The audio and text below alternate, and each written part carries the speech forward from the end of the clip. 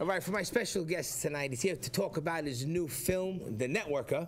Let's give him a late night welcome for actor-producer Steve Stanulis.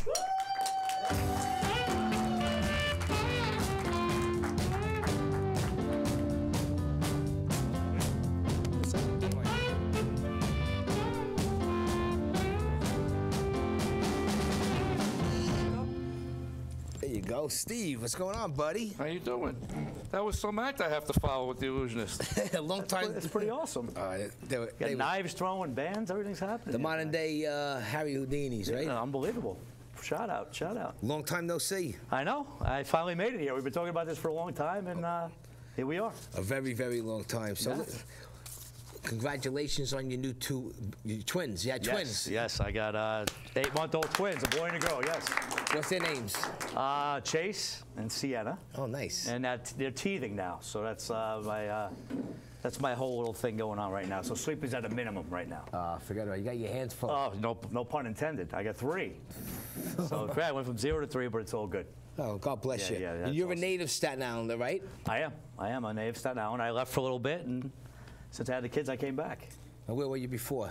Well, I moved to the city. I didn't go far. Yeah. I moved to Battery Park, and we came back, and I'm back in Annandale. So it came full circle. So, Nothing's like the South Shore. I think it's the nicest part of the island. You know, Staten Island's a great part. It's a great place to live. So I mean, they killed the borough a little bit, but you know what? Like anywhere else. You could live in worse places, so it's not too bad. Now, why don't you give us a little family background with people that don't know you? Sure. I was a New York City cop, and actually a Chippendale dancer at the same time. And Yes. we got a new book that came out, Sex and the Shield. It's coming out in June. June, right? 2/15. Barnes and Noble. Yeah. And it's just my whole time as being a cop by day and a Chippendale dancer at night. And they used to call you Savage Steve, right? Steve Savage. Steve Savage. Yes. I was reading it. Yeah. So I started dancing when I was 18, and I got called by the police department. So at 20. So I just never stopped dancing. That's young. Yeah, I know. It's actually pretty crazy. And then I just never stopped dancing. So I worked dancing the whole time, and nobody cared. If it was today, I would have been fired in about 2 minutes with YouTube, social media. I would have been, None of your fellow cops busted everybody your knew what I chops? did. I mean, my duty captain was a female. Oh, really? And she used to come to the shows, and it was cool, and nobody cared, and everybody knew except for internal affairs. So that would kind of worked out. But you don't look like your typical everyday cop. You look like a regular neighborhood street guy. Yeah, you know what? I was probably the most non-cop cop you can have. You know what I mean? If I could, I hate writing tickets. I hated, I was one of those guys, I had to do what I had to do. Yeah. But as soon as my uniform came off, I could, if you want to smoke pot, you want to do it, it's fine. That's the way you got to be. Some guys, they bring it home with them, and it's like, come on. Yeah, there's guys relax. There's like 24/7 cops. You know what I mean? I remember being in a roll call one day, and I was with my partner. I said, you know what? I would never hang out with any of these guys outside this gig. So it was a cool time. Now, what got you into the entertainment business? Was it part of the Chippendale thing, and that led into it? Yeah, that's another funny story. One day I'm working at Chippendale's, and this guy comes up to me, and he goes, I got some girls back at my apartment I want you to dance for. So I'm like, yeah, all right, bro. So anyway, I'm hanging out, and I come up, the guy's still there. So I'm like, dude, I'm a cop. And he's like, no, I really have these girls. So I said, all right, great. I go to their house, and there's these 2 chicks. So I end up dancing for them, and he hands me like $2,000. Nice. And for me, $2,000. I just started dancing. $2,000 for me at that time was amazing. And he goes, by the way, I'm Leonardo DiCaprio's money manager. Would you be interested in working security with Leo? So I'm like, yeah, whatever. I made $2 grand, whatever. He calls me the very next day, and he goes, Leo's here. He wants to meet you. So I'm like, what time? He's like, 9.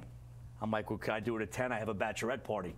So he's like, really? So anyway, I end up showing up late. So I walk in. Now, Leo just did Titanic. Oh, wow. So this is when he was at the height.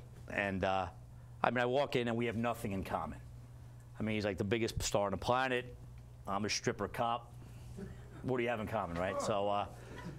So we saw, it was a weird dynamic of trying to break the ice. I ended up tearing my ACL.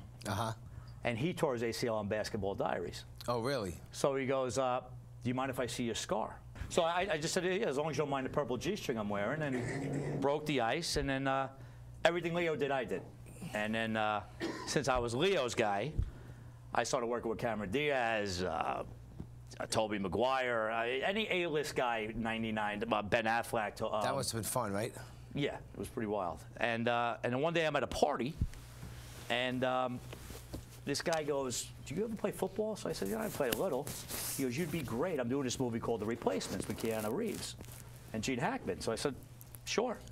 2 weeks later, I'm in Baltimore shooting with Gene Hackman and Keanu Reeves. And yeah, I got into the whole thing. And then I got into Gangs of New York. And then I'm like, wow, I better hone my craft here, because one day I'm going to be put in a situation I'm not going to be able to handle. And then the guy that introduced me to him ended up getting indicted for swindling money. It was a huge story. So all my contacts went away. So it was good because I had to do everything on my own. So I started producing a lot of films. And I've done a lot of different things, and then, you know, here we are with The Networker, so. Yeah, The Networker, let's talk about that. You got a lot of big names. Yeah. The Networker, we shot for a small budget, but through a lot of friends and contacts. I had William Forsythe, played my dad. Sean Young played my mom. Alicia Reiner from Orange is the New Black. William Forsythe. I said William Forsythe? Yeah, Vic Carluccio was in it, right? Victor Colicchio, Jeremy Luke. I mean, it was amazing. Al Sapienza. Al Sapienza. And it's a romantic comedy, which is tough to sell. And we just premiered at the Soho Film Festival. And basically, you know, we got rave reviews. And it's off and running. And there's about 10 people that want to pick it up. So it should be on, you know, it should be get a theatrical release. And then you should go to, like, you know, HBO, Star, Showtime, On Demand. On Demand. All that stuff. But four of those actors we just talked about, we just visited. I know, I saw, yeah, William was here, right, sure. William Forsythe, you can't get any better than him. He's like a guy that should have been, like, on the John Travolta status. He's such a great actor. Well, I'll tell you what, William could play, such a great actor. He could play a street guy, or he could do Shakespeare. I mean, he's an amazing guy. And he's convincible. Yes, and again, he plays my dad, and there's one scene where he stands over me and starts yelling at me. And I was scared shit. I'm like, holy shit, you know, he's an intimidating guy. Well, guess what? I have the trailer here. Oh, you do? Yeah, I wanted to surprise you. Oh, wow, really? Yeah, that's, I'm glad, yeah, definitely. Everybody want to see the trailer? Control room. Let's roll a clip of The Networker. You never mind my antiquated use of the English language, John. I may be a dinosaur, but I understand one word. Responsibility. I'm going to give you 3 months to come up with a business plan that works. Not fair. Whoever said life's fair, son?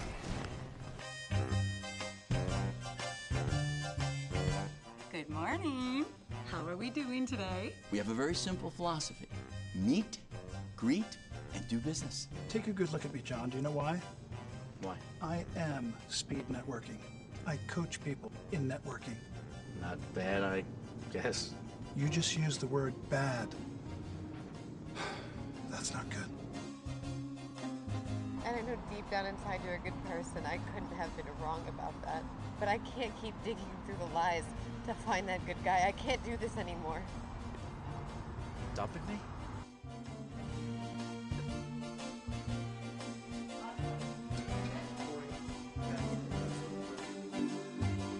Possibly John's lack of responsibility, especially with women, may very well be due to a deeply rooted sexual identity problem. Is that why you have a deep-rooted urge to lift your leg every time you see a tree? Look, can't we just sit down to one Sunday meal without the two of you going at it like alley cats? Pass me the meatballs.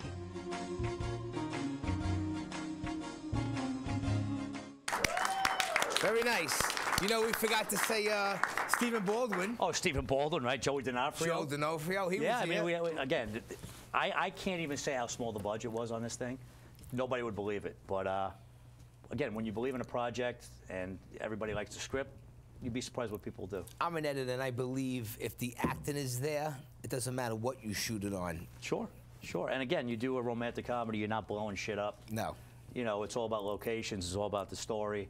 So yeah, it was a pleasant surprise. How was it working with Stephen Baldwin? I heard, yeah. I'll give you a Stephen Baldwin story. I heard he's a lot of laughs. He's a lot of laughs. I love him. He's a dear friend. But Steven shows up. If you're an actor, you can appreciate it or not appreciate it. Steven shows up the day of set, and he goes, by the way, I rewrote all my lines. He goes, your lines are the same, but all my stuff's different. So I said, okay, all right, we'll do it. We'll do what we can. So, you know, we start shooting. He forgot his lines that he only knows, and then give it the script supervisor the lines. So, you know, there's continuity and everything. So we had a problem because every take he would say something different. That's hilarious. And, you know, it was hilarious now. And he gave a great performance, but it wasn't hilarious on set in 90-degree weather, outside, sweating. It's a scene that should have took about 10 minutes. It probably took about 7 hours. So, but he did a great. I mean, at the end, he delivered. It's like being a Kennedy. You know, you're a Baldwin. You get to mess around a little. Yeah, I mean, he's an awesome guy, and you know, I was grateful to have him in the film as well. So, yeah. So yeah, it's absolutely it's on fire. Really, I don't want to say anything too much. We're playing in the Hoboken Film Festival this week. And then I'm done with festivals. We're just going to sell it and move on to the next film. Well, all the best. It's almost your time. Why don't you just talk fast and give us a little brief on your new book that's coming out? You were talking before. Yeah, sure. Sex and the Shield. Sex and the Shield is basically a memoir of my greatest cop stuff with my greatest dancing stuff with the whole celebrity, security stuff all in one. So you have sex, celebrity, and cop stories, which are the hopefully bestsellers. Almost like Sex, Drugs, and Rock and Roll. Sex, Drugs, and Rock and Roll. Sex and the Shield. Check it out. 2015. Well, Steve, it was my pleasure having you on the show. You're a great guy ever since we've known each other. Yes. You know, you're always welcome here. Where can people find you on the internet? Facebook, Twitter, Instagram. All right. Check it out. Well, good. Steve Stanulis, everybody.